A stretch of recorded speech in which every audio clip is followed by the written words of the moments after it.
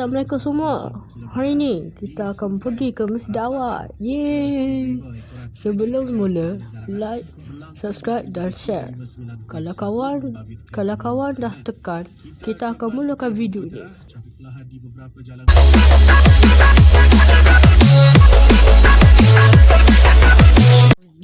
Oh, banyaknya barang. Ada bergigi.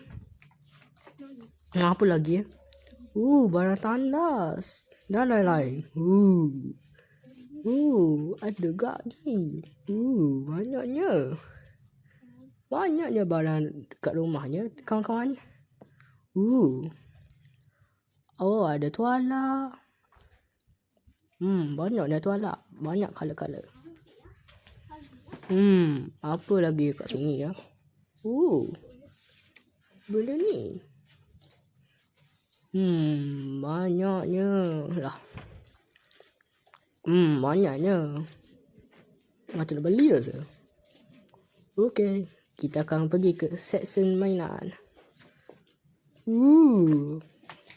Play-Doh. Banyaknya. Banyak lagi kawan-kawan. Kereta. Banyaknya kereta lah. Mainan Lego pun ada. Banyaknya.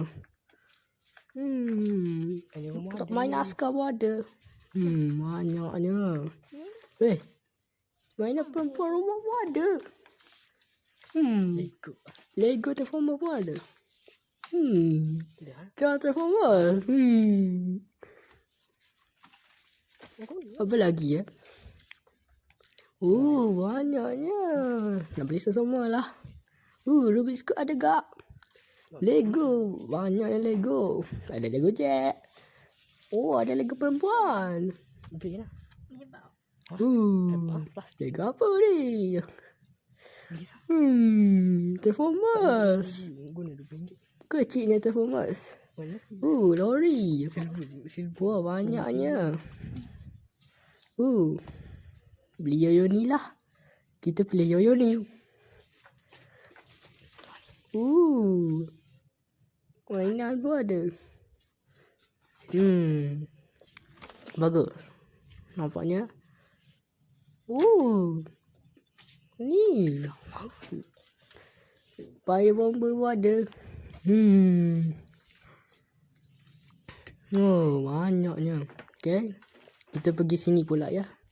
Stesen ni pula. Di belakang. Banyak rumah lagi.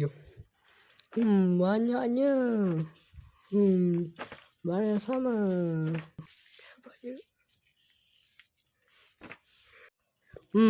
Nampaknya kita dah balik dari rumah. Okey, kita akan tunjuk ya. Ini barang tank ya. Tank.